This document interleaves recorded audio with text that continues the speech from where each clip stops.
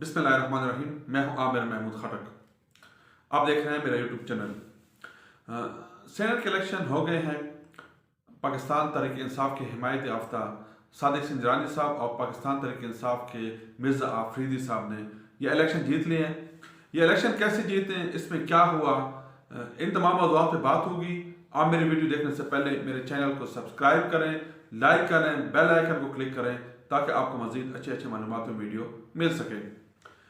सबसे पहली बात यह है कि मैं बिल्कुल जब यूसुफ रज़ा गिलानी जब सेनेट के इलेक्शन जीत गए थे, उस वक़्त भी मैंने ये कहा था कि हमारे जो इदारे हैं वो अपना काम ऐसा तरीके से सर अंजाम नहीं दे पा रहे।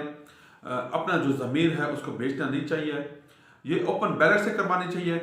आज भी मैं यही कहूँगा कि इस इलेक्शन को भी ओपन बैलेट से करवाना चाहिए था, ताकि पता चलता ये तो हर किसी का ज़मीर है, कौन किसको वोट कास्ट करता है, किसको कौन अच्छा लगता है, किस पे कोई जो भी मुतमईन होता है वो उसको वोट कास्ट करता है। ये उसको पूरा हक भी है। अगर एक पार्टी किसी को सेनेटर मुंतखब करती है तो फिर उस पार्टी का भी हक होता है कि वो सेनेटर जो मुंतखब हुआ होता है पार्टी से, वो उस पार्टी की कानून पॉलिसी के मुताबिक चले। बाहर के बज़ाहिर ये लग रहा था कि यूसुफ रज़ा गिलानी जो है ना वो सीट जीत जाएंगे, लेकिन बिल्कुल रिजल्ट इसके बरअक्स था। फिर ये लग रहा था कि जैसे गफूर हैदरी साहब ये सीट निकाल लेंगे। सब ने यानी मिर्ज़ा आफरीदी साहब ने जो सीट जीती है उसने सबको हैरान कर दिया।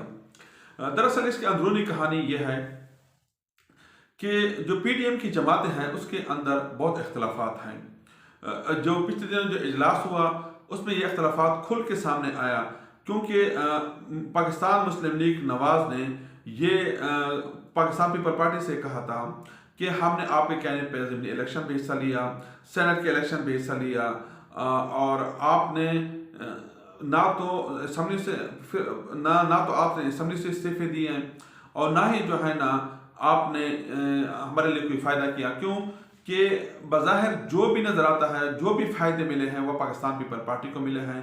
पाकिस्तान पीपल पार्टी जो चाहती है वो मुस्लिम लीग नवाज नहीं चाहती। यानी पाकिस्तान मुस्लिम लीग नवाज ये चाहती है कि वो एजेंसियों के ख़िलाफ़ बोले और पाकिस्तान के इस्टेब्लिशमेंट के ख़िलाफ़ बात करें।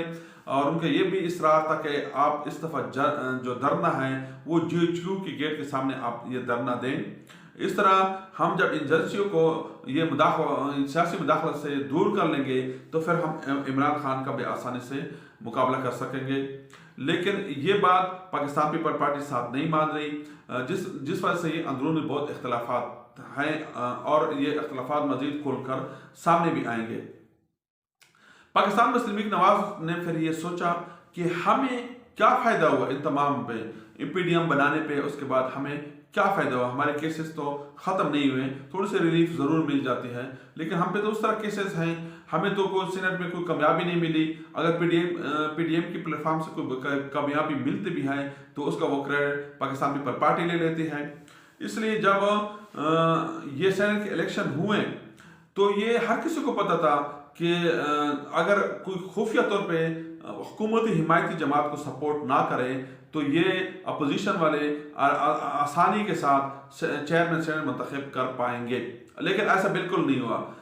जब ये देखा गया और फिर उसके बाद बज़ाहिर कई हल्के ये कह रहे हैं कि पाकिस्तान तहरीक इंसाफ को, हिमायती जमात को और पाकिस्तान तहरीक इंसाफ के जो मिर्ज़ा आफरीदी है उसके जीतवाने में पाकिस्तान मुस्लिम लीग नून का आम किरदार रहा है। क्योंकि जो मिर्ज़ा मोहम्मद आफरीदी साहब हैं वो उनकी एफिलिएशन पहले से पाकिस्तान मुस्लिम लीग नून नवाज से थी, लेकिन बाद में वो आज़ाद असियत से वो सेनेटर मुंतखब हुए, फिर उन्होंने पाकिस्तान तहरीक इंसाफ में शमूलियत हासिल की। बज़ाहिर ये लग रहा है कि जो दचका ये लगा है पाकिस्तान पीपल पार्टी को, ये पाकिस्तान मुस्लिम लीग नवाज ने कोई ऐसा कदम उठाया है जिसकी वजह से पाकिस्तान पीपल पार्टी को ये वक्त देखना पड़ा और उनको इलेक्शन में उसको हार हुई। और इस तरह जो सेनेट का जो चेयरमैन है वो मुंतखब हो गया। अक्सर हुकूमती अरकान से कहते थे कि आप जो है ना अभी आपने कोई रिफॉर्म नहीं किए हैं, तो वो कहते थे कि हमारे सेनेट में हमारी अक्सरियत नहीं है जिसकी वजह से हम रिफॉर्म नहीं कर पा रहे।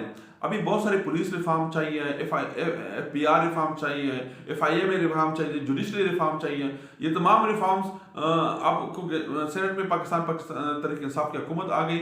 आने वाले दिन में मुझे लगता है कि ये रिफॉर्म आ भी जाएंगे और एहतसाब का जो अमल होगा वो मजीद सख्त होगा। अच्छा, ये कैमरे लग गए, कैमरे के ऊपर बहुत शोर मचा।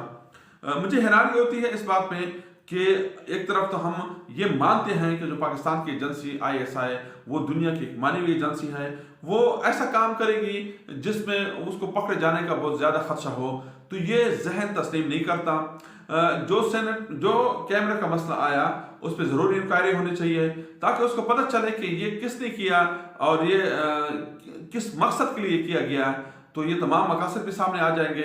इसके ऊपर भी एक बहुत बड़ी साजिश नज़र आती है। अभी इसके बाद जो मैदान लगेगा वो बज़ाहिर ऐसा लगता है कि जैसे वो पंजाब में लगेगा, यानी उस्मान बाजार को तब्दील करने की कोशिश करेंगे, लेकिन मुझे नहीं लगता कि उस्मान बाजार तब्दील हो जाएंगे। अगर जब तक इमरान खान उनके साथ खड़े हैं तो उसके तब्दील होने का कोई चांस नहीं है, क्योंकि अगर पाकिस्तान मुस्लिम लीग काफ नवाज वो पाकिस्तान मुस्लिम लीग काफ पाकिस्तान मुस्लिम लीग नवाज से मिल जाती है, पाकिस्तान पीपल पार्टी भी मिल जाती है, तो जब ये उम्मीद जाहिर की जाती है कि फिर इनका वज़ीर आला होगा, तो सबसे पहले अगर ये आपस में इल्हाक कर भी लेते हैं तो फिर सबसे पहले जो इनके अख्तलाफात वो सामने आएंगे वो वज़ीर आला बनने पे आएंगे कि एक पार्टी कहेगी कि हमारी पार्टी से वज़ीर आला लिया जाए, दूसरी पार्टी कहेगी कि हमारी जमात से वज़ीर आला लिया जाए। फिर उसके बाद जहाँ पाकिस्तान तहरीक इंसाफ से MPs नाराज हैं, वहाँ पाकिस्तान मुस्लिम लीग नवाज से भी बहुत सारे MPs नाराज हैं जो पाकिस्तान तहरीक इंसाफ के साथ राब्ते में हैं। तो इसलिए ना तो मुस्लिम लीग नवाज ये चाहेगी कि हम मुस्लिम लीग काफ के साथ मिलकर हुकूमत बनाएं, और ये पीपल पार्टी और मुस्लिम लीग काफ की ख्वाहिश ज़रूर होगी, लेकिन ऐसा नहीं है। बाज़ार ये देखने में आया है कि इस्टेब्लिशमेंट और इमरान खान के खिलाफ ये इख्तलाफात आ रहे हैं कि वो उस्मान बाजार को हटाना चाहते हैं, लेकिन इमरान खान उस पर खड़ा है। आने वाले दिनों में अभी देखते हैं क्या है, लेकिन एक बात तय हो गई है कि फिलहाल जो एक खतरे थे, यानी वो असम्बली तोड़ने का जो खतरा था, इमरान खान ने ये फैसला कर भी लिया था, तो वो साफ अभी फिलहाल वो दिखाई नहीं देता। ये अब मसला 5-6 महीने तक तो यह हुकूमत लगता है कि रहेगी। उसके बाद अगर इसके लिए कोई मुश्किलात सामने आएंगी तो फिर आने वाले वक्त में देखा जाएगा कि क्या होगा। लेकिन जो सेनेट के इलेक्शन जिस तरीके से हुए हैं ये हमारे लिए भी अफसोसनाक हैं और हमारे लिए भी बायस शर्म की बात है। क्या ही अच्छा होता अगर हम एक ऐसा इलेक्शन करवा पाते कि जिसमें उंगल ना उठती और वो हर कोई उसको मान लेता, तस्लीम कर लेता। जो आने वाले इलेक्शन हैं उनके लिए भी एक मिसाल बन जाता। जितने भी पाकिस्तान में अभी तक इलेक्शन हुए हैं सब पे उंगलियां उठी हैं, सब पे इन सब इलेक्शनों में धांधली के इल्ज़ामात लगे हैं। अगर इस धांधली को रोकना है, एक फ्री इंसाफ इलेक्शन करवाना है, तो फिर इसके लिए ज़रूरी है कि एक ऐसा निज़ाम लाया जाए जिस पे सब मुतफ़िक हो और इसके ऊपर कोई उंगल ना उठा सके। अगर आपको मेरी वीडियो अच्छी लगे तो आप मेरे चैनल को सब्सक्राइब करें, लाइक करें, बेल आइकन को क्लिक करें ताकि आपको मज़ीद अच्छे मालूमाती वीडियो मिल सके।